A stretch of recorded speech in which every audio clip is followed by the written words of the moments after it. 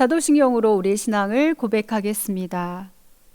나는 전능하신 아버지 하나님 천지의 창조주를 믿습니다. 나는 그의 유일하신 아들 우리 주 예수 그리스도를 믿습니다. 그는 성령으로 잉태되어 동정녀 마리아에게서 나시고 본디오 빌라도에게 고난을 받아 십자가에 못 박혀 죽으시고 장사된 지 사흘 만에 죽은 자 가운데서 다시 살아나셨으며 하늘에 오르시어 전능하신 아버지 하나님 우편에 앉아 계시다가 거기로부터 살아있는 자와 죽은 자를 심판하러 오십니다. 나는 성령을 믿으며 거룩한 공교회와 성도의 교제와 죄를 용서받는 것과 몸의 부활과 영생을 믿습니다. 아멘.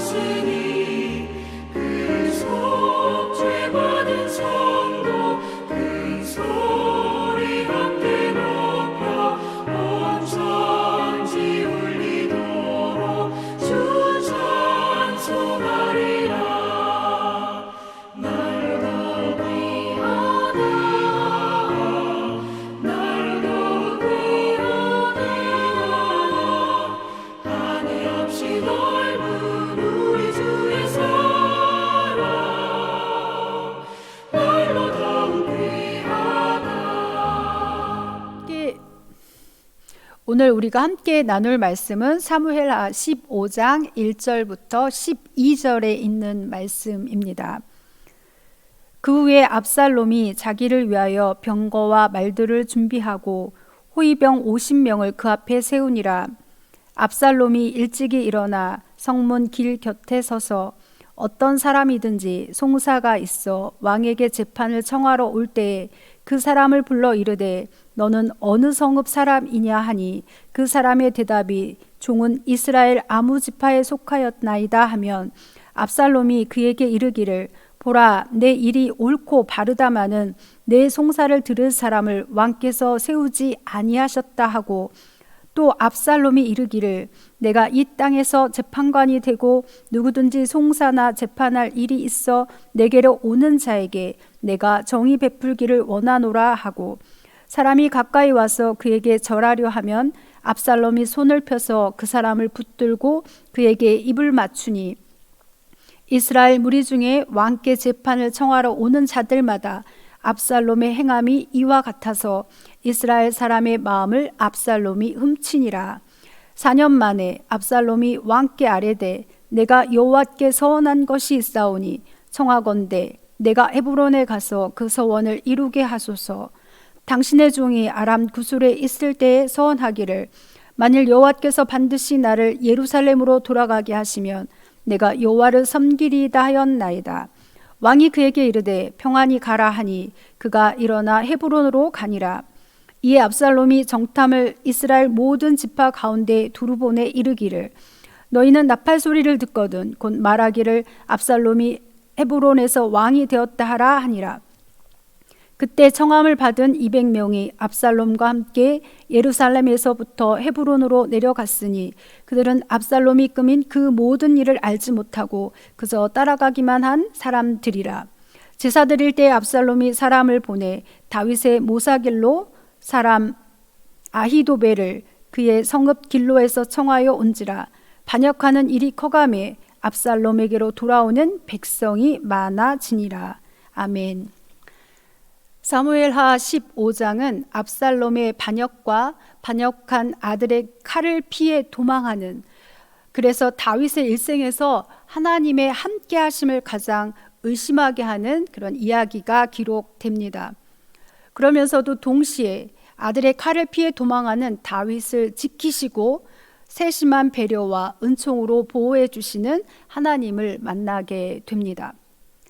1절은 그 후회로 시작을 합니다. 압살롬은 아버지에게 실망과 상처로 어그러져 있었을 겁니다.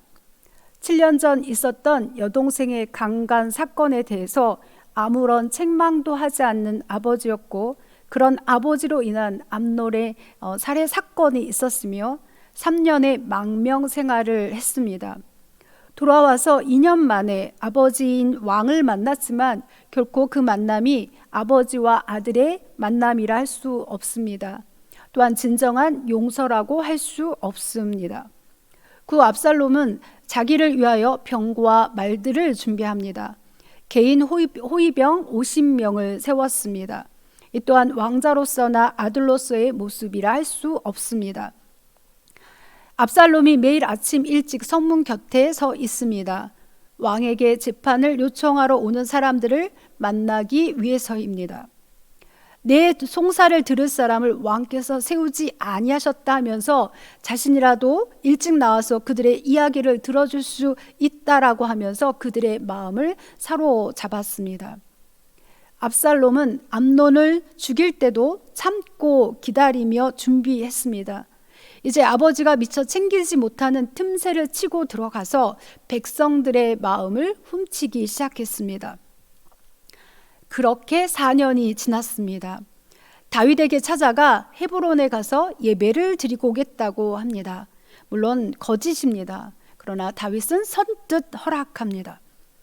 미리 치밀하게 계획하고 이스라엘 곳곳에 사람을 심어놓고 신호가 떨어지면 모두 압살롬이 헤브론에서 왕이 되었다고 선포하도록 합니다. 왜 헤브론일까 하는 생각을 하게 됩니다. 다윗이 처음 유다의 왕이 된 곳이 헤브론이었습니다. 그곳에서 이스라엘의 통합 왕이 되기까지 7년 반을 있었습니다. 그러던 어느 날 갑자기 이스라엘 전체의 왕이 되었다라고 예루살렘으로 갔으니까 남아있던 헤브론 사람들은 이거 뭐지? 라는 생각을 했었을 겁니다. 압살롬은 지금 그런 그들의 마음을 이용하고자 합니다. 헤브론에서 반역이 일어났습니다. 다윗은 젊은 시절엔 사울에게 쫓겼고 이제 압살롬에게 쫓깁니다. 10명의 후궁만을 남겨놓고 예루살렘을 빠져나와 도망합니다. 왜 이렇게 겁을 먹고 급하게 도망하는 걸까요? 아마도 나단이 예언했던 그 이웃이 압살롬이라고 한다면 이 일은 여호와께로부터 온 일이기 때문에 결코 피할 수 없다라는 생각을 했을 겁니다. 그러니까 서둘러 도망해야 하는 것이죠. 그런 다윗을 따르는 사람도 있고 그렇지 않은 사람도 있습니다. 솔직히 지금 도망하는 다윗과 함께 한다면 목숨을 걸어야 하는 그런 길입니다. 그런데 그 길에 동행하는 사람들이 있습니다. 처음 만난 사람이 블레셋 가드 사람 이때입니다. 이 사람이 블레셋 사람인데 어찌 고향에 돌아가지 못하고 이곳에 같이 있는지 모르겠지만 이때는 다윗의 소식을 듣고 600명의 군사와 가족들을 이끌고 옵니다. 그러나 다윗은 진심으로 그가 함께 하지 아니하고 그의 안위를 생각하면서 돌아가 압살롬을 왕으로 모시고 살라고 당부합니다. 그러나 이때는 주께서 확실히 살아계시고 왕의 살아계심을 두고 맹세합니다만 그럴 수는 없습니다. 왕께서 가시는 곳이면 살든지 죽든지 이 종도 따라가겠습니다 라고 합니다. 나오미를 따라가겠다고 하던 룻의 신앙 고백과 비슷합니다. 나오미처럼 다윗도 만류하지 않고 함께 하기를 허락합니다. 후에 이때는 압살롬과의 전쟁에서 다윗의 3명의 최고 장군 중 하나가 됩니다. 그 다음 다윗 행렬에 기드론 시내를 건널 때 기다리는 사람들이 있었습니다. 사독과 아비아달이 레위 사람들을 지휘하여서 법궤를 메고 와서 기다리고 있는 겁니다. 법궤가 함께 한다면 하나님께서 자신을 보호하시고 회복시키실 거라는 생각을 할 수 있습니다. 그러나 다윗은 하나님의 법궤를 이용하지 않습니다. 종교가 수단이 되면 그때부터 종교가 아니라 기복신앙이나 샤머니즘이 됩니다. 다윗은 하나님께서 자비를 베푸시면 자신이 다시 법궤로 나아갈지언정 법궤가 자신에게 와서는 안 된다고 생각했습니다. 그래서 자신의 모든 것을 하나님께 맡기고 법궤를 다시 예루살렘으로 가져갈 것을 명령합니다. 그리고 법궤를 가지고 돌아가는 그들의 아들 아히마아스와 요나단을 연락병으로 데려가라고 합니다. 다윗은 머리를 가리고 맨발로 울면서 고난당한 자의 모습으로 길을 떠났습니다. 그리고 그와 함께하는 모든 사람들도 울면서 그를 따랐습니다. 그런데 아히도벨이 압살롬과 합세했다는 소식을 듣게 됩니다. 다윗의 참모였던 사람입니다. 배신감이 들었을 거예요. 그러나 다윗이 할 수 있는 것이 없습니다. 그래서 다윗은 하나님께 기도합니다. 하나님, 그의 모든 계획이 모두 어리석은 것이 되게 해주십시오. 아히도벨이 어떤 사람인지는 모르지만 다윗도 긴장할 만큼의 전략가였음을 알 수 있지요. 그래서 후에 후세로 돌아가서 그의 계략을 막아줄 것을 부탁하게 됩니다. 후세는 다윗의 친구라고 소개됩니다.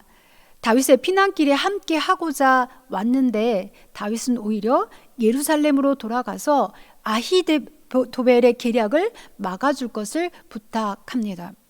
그리고 사독과 아비아달을 통해서 소식을 전해줄 것을 부탁하지요. 후세는 그렇게 예루살렘으로 돌아갑니다. 그리고 성경은 그가 예루살렘에 입성할 때 압살롬도 성에 도착했다고 알려줍니다. 압살롬보다 도착했다면 일이 틀어질 수 있지요. 실로 하나님의 베푸신 은총이라 할 수 있습니다. 이 모든 것을 통해서 비록 자신이 지었던 죄로 인해 겪어야 하는 피난길이었지만 그럼에도 세심히 도울 자를 붙여주시고 지키시는 하나님의 은총을 보게 됩니다. 내가 지은 죄로 인해서 징계를 받는 것 같고 그래서 하나님께서 함께 하시지 않는 것 같은 순간이라 할지라도 하나님을 향해서 하나님의 도움을 구할 수 있기 바랍니다. 깨닫는 은혜도, 그리고 회개할 은혜도, 회복시키시는 은혜도 하나님께서 주십니다. 그 주님을 바라보면서 매 순간 세밀히 지키시고 인도하시고 돌보시는 주의 은혜로 승리하는 오늘 하루 되시기 바랍니다. 기도하겠습니다. 주님, 우리는 주의 은혜로만 살아갑니다. 우리의 삶이 주 앞에 연약하며 죄로 향할 때가 너무나도 많음을 고백합니다. 때로 우리가 지은 죄의 결과로 고통당하고 하나님의 징계로 괴로울 때일지라도 주의 은혜를 구하게 하여 주옵소서. 하나님을 온전히 신뢰하는 믿음을 허락하시고 세밀한 중에 지키시고 돌보시며 이끄시는 주의 은혜가 있음도 알게 하여 주옵소서. 예수님의 이름으로 기도합니다. 아멘.